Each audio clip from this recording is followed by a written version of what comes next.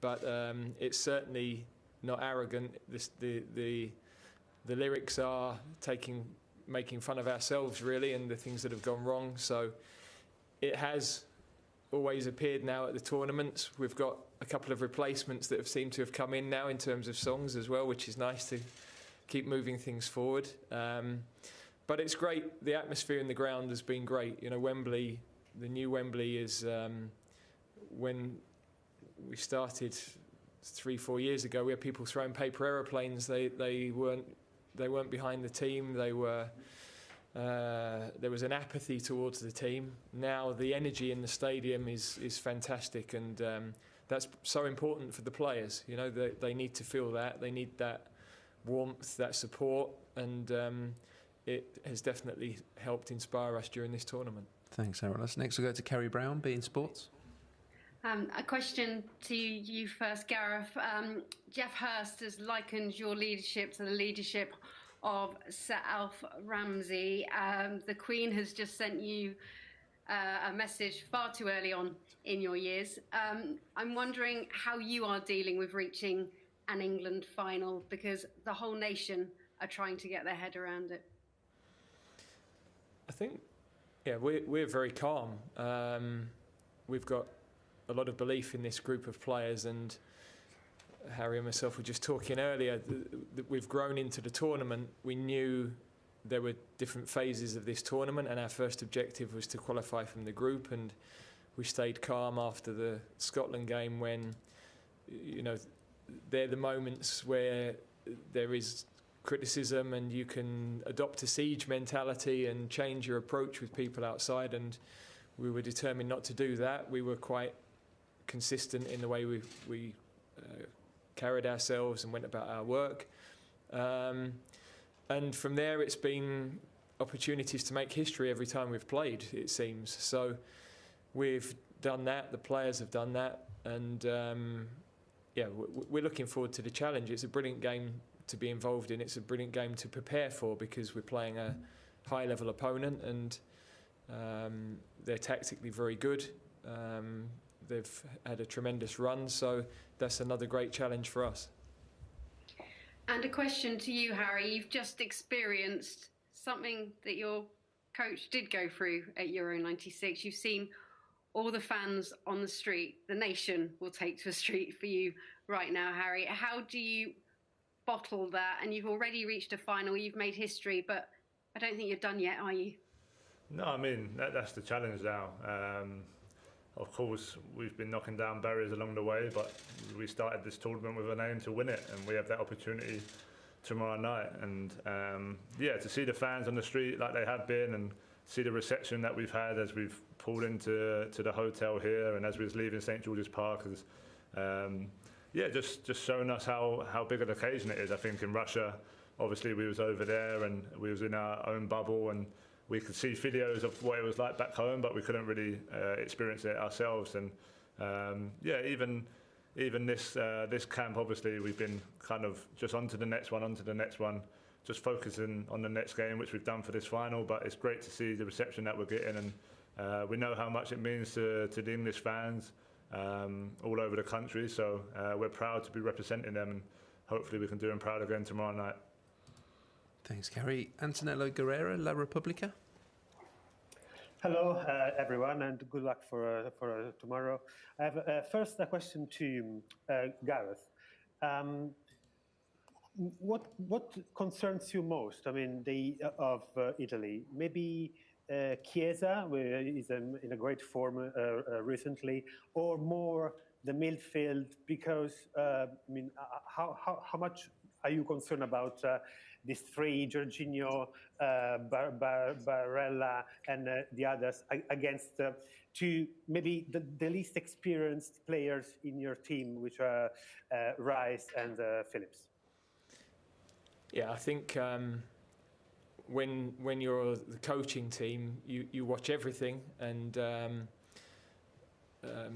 you have to decide the most important information for the players and not flood them with too much. Try and adapt the game to our strengths. Try to highlight the potential weaknesses in the opponent. So of course there are fantastic players all through the Italian team. They have a good tactical plan, experienced coach, and an amazing record over the last 30 games. So we're very aware of that. But players like our two midfield players, they've played beyond their experience in this tournament, and they've already played against Luka Modric, Toni Kroos.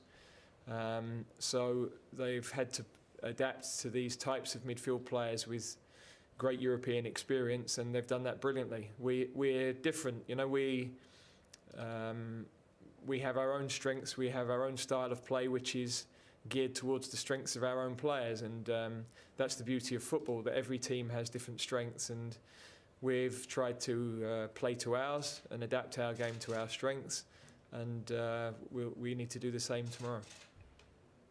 And I have a question for Harry as well. Harry, as a captain, how different is the eve of this incredible game, especially for you and your mates? I mean, after 55 years, and we all know that. I mean, how different is from other games, and how do you prepare all to face this incredible challenge? Yeah, if I'm totally honest, you know, we've gone through the same preparation as we have done the last few games. You know, we've had the same amount of time in between in terms of to recover and to prepare and to work on the training field. So soon as the game finished in the midweek, it was just full focus onto this one, and we went through the same strategies and the same routine that we'd gone through before. So yeah, of course there's an extra level of excitement and anticipation, but that's all part and parcel of playing in major football. So a lot of us have played at the highest level in our club careers.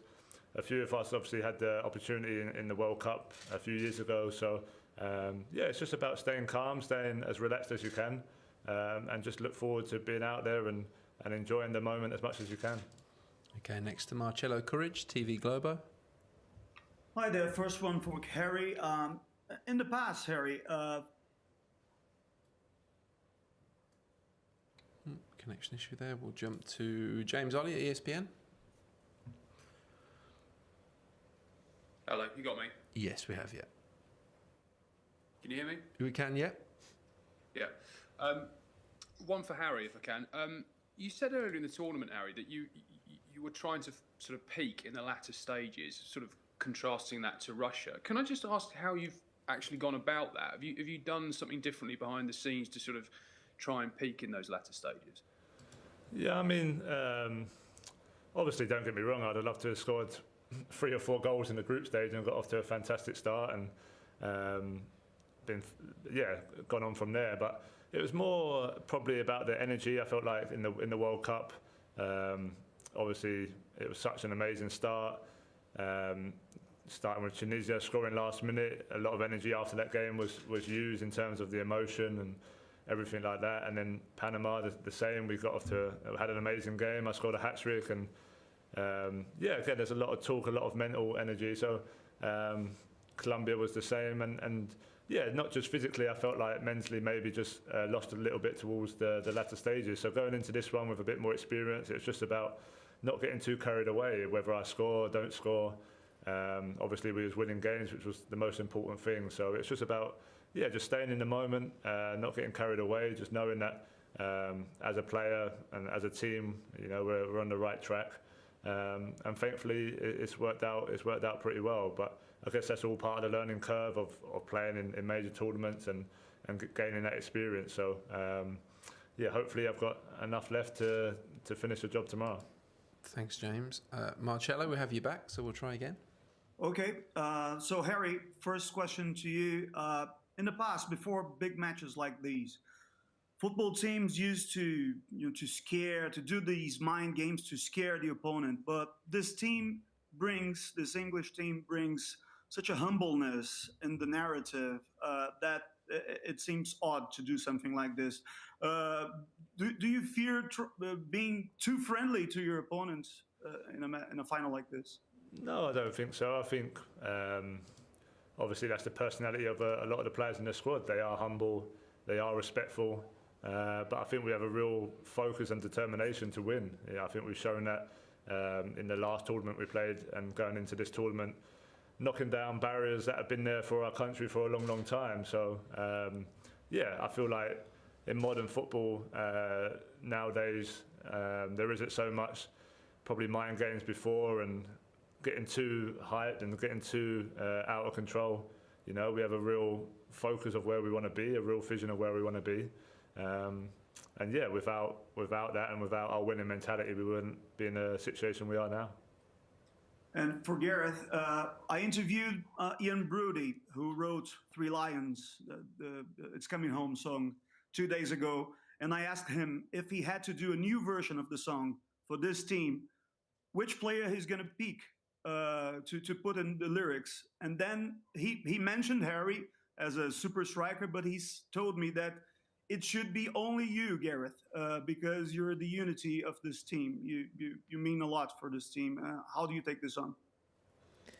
I think any manager relies on having support from coaches, especially. I've got a fantastic assistant, Steve Holland, who we've worked for a number of years now, and I couldn't do what I do without him. But we have a big staff, and in modern management, in any business, you can't lead without good people around you. You need the right information, the right support, and so I'm fortunate to be in that position. Also, we have some very good players, and we should never underestimate the fact that whatever we might do, the game's about players, and we've got some very good ones who are highly motivated, who've worked brilliantly together. Some high-profile players who've really accepted perhaps not getting as much football as they might have wanted, but they've all committed to the team, and they've committed to the group. And I think our country have realised that. They've seen what that's been about, and they deserve to be in the position they are now with this opportunity. Thanks, Marcello. Alex Howell, BBC Sport. Hi, Gareth. Hi, Alex. I was just going to ask, have you allowed yourself to think about what it would be like if you managed to win this tournament? I know you're very focused on the game, but have you had a couple of moments when you thought about what it would be like to bring the trophy home? No. I mean, at the back of your mind, you always have to have a bit of a vision of how you would like to see the end, and play that out. But the reality is, I think you've got to focus on the processes and focus on the performance, and that's what we have always done with this team. And I think that it's important that the players have an understanding of that. Whatever path the game takes, and it can take any number of different paths. Football matches are like that.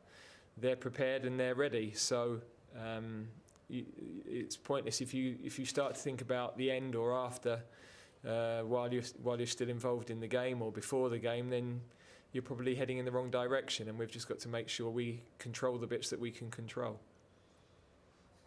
Thank you. And then just one more, Gareth. I know you spoke to my colleague earlier, John Murray, and mentioned that Phil Foden had a slight knock. I was just wondering whether there had been chance within the team to assess him and whether he'll be available for tomorrow. No, as I said earlier, he's a doubt.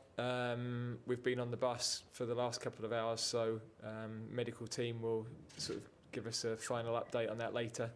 But he's definitely doubtful, although it's not something that's serious.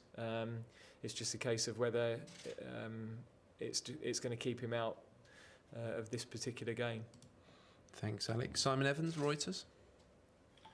Hi, Gareth. I mean, obviously, this being a final, it's logical that this is the strongest team you're going to face in this tournament. What do you think the team has to do better than it's done in previous games? Very good performances throughout, but to raise their game for this, what areas have you been focusing on doing better in? Well, it's not necessarily about better. It's the challenge of every game is slightly different, and in finals, actually, the key is to hit your normal level. Right. lots of teams in finals end up underperforming, and you don't have to find a level beyond where you've ever gone before. It's about hitting and doing what you're good at, transferring what you do every day on the training pitch into the match. And I think our players know that's our ethos. They've been in matches, as Harry said earlier. We've got a number who've played in Champions League finals now, a number who've been to a World Cup semi-final. So we know that those preparations are important. Every game is different, every opposition is different, and we always review our matches. We always look back and look at what we've done well and what we could do better. But you know, this game now is a different sort of tactical challenge, a different opponent, and we've got to prepare properly for that. Thank you. Good luck. Thank you. Thanks, Simon. Jack Pitbrook, The Athletic. Hi, Gareth. The team started pretty aggressively in the Croatia, Czech Republic, Ukraine, Denmark games, but started pretty nervously in the Germany game. How do you see the start of the game going tomorrow, and how much of a factor do you think that will be? I think it's always difficult to know that, because events can happen at the beginning of a game. You know, there can be a challenge that bounces for somebody, and you know, a chance can be created, or a pass can drop short, and that can, you know, affect a team for a couple of minutes. So, but I think the biggest thing is that we know that whatever happens during the game, all the players are together. They've got colleagues who are going to work together to pressure the ball. They've got colleagues who are always going to be available to receive the ball. And in the moments where you have to suffer a bit as a team, the team respond well. They dig in together. We're blessed that we have forward players who defend from the front and recognise the importance of that part of the game. And in the modern game, that's so important. You don't carry players without the ball. And that gives you a foothold in games. You can gain confidence from that. So the start, of course, is important. And you'd like a stable start, but the game could be 95 minutes, could be 120. We've got to make sure we're ready for however long it takes. Thanks, Jack. Javier Caceres? Yes, one question for Gareth. The former Premier League coach Mauricio Pochettino once famously said that there's something particular about English football, that a coach always loses his team for 10 minutes due to the pressure of the public. They have so much influence on the game. Have you experienced something like this during this tournament, which is more or less the first time after a year without public? And what are you going to do to get your team be wearing a cold hat in this match tomorrow? Yeah, it's important for us. We've talked to the players for years about the importance of discipline on the field, staying calm if we concede, which we knew we wouldn't go the whole tournament without conceding, and in the semi-final we responded really well to that moment. Within a few minutes we'd created 2 chances and we were back level in the game in 10 minutes. I think that's key. The players know, especially the players that have been with us a long time, that yes, the atmosphere around you can be intense, but you've got to keep your focus on the parts that you can control, and not be distracted by things, not lose heart when things are going against you. They're the moments you have to dig in, and we've got a lot of leaders who are growing in the group. We're blessed in that regard, in the starting team and also in the squad, and their voices before games, during games, are really important. Thanks, Javier. We're on to our final question, and it'll be Theo Squires. Hi both. Got a question for each of you. I'll start with Gareth. It's quite a young England squad you've got, but since the 2018 World Cup semi-final, a number of your players have been in Champions League semi-finals, Champions League finals, even Europa League as well. But when it comes to making a name in a side like this, I suppose your midfield's where you're lacking players with that experience. Does that come into your thinking when you're naming a side, or is it just they've been doing so well throughout the tournament, there's no real reason to doubt what they're doing? No, I think there are benefits to having experience of big matches, and sometimes there's benefits for it all being fresh and exciting and new. And you know, Declan and Calvin in particular have adapted so well to that challenge. As I said earlier, they've already played against some outstanding midfield players in this competition, so we've got trust in all of our players. That's why we've selected them. We've known that in any situation we'd be happy to put any of them on the field. We've put some really young players into matches that had a high profile, potentially quite a lot of tension and pressure. They've all dealt with that really well, and we've had some senior players coming back from injury that have contributed, really importantly as well. So this effort has been about the whole squad, and that will continue into tomorrow. Now for Harry, you've been part of this journey pretty much ever since the beginning. Obviously, you're England captain, you're part of that semi-final, and you're one of the players to have played in semi-finals and finals since then. But you've also got a number of your teammates who are club captains for their respective sides, like you think of Jordan Henderson, Maguire, Connor Cody, Jack Grealish. How important is that to the group, having these leaders and having these players who have played semi-finals and finals going into this game? Yeah, that's a massive strength of ours as a squad, I feel, as the captain, it's not an easy job, but it's definitely made easier when you have them types of leaders around you, because it's not just one voice. We have many voices, like the manager said, that help out during games, after games, before games, and that's a huge part of a successful team. So of course we wouldn't be where we are without all those players, and I think they've given a real good vision for the younger players in the squad as well. And every big game that you play, you want as much experience as possible, and like I said, we definitely have that. So it's going to play an important role, obviously tomorrow, and the future of this team as well. Okay, everybody, that concludes this evening's media conference. Thank you for joining us. Thank you. Thank you. Goodbye.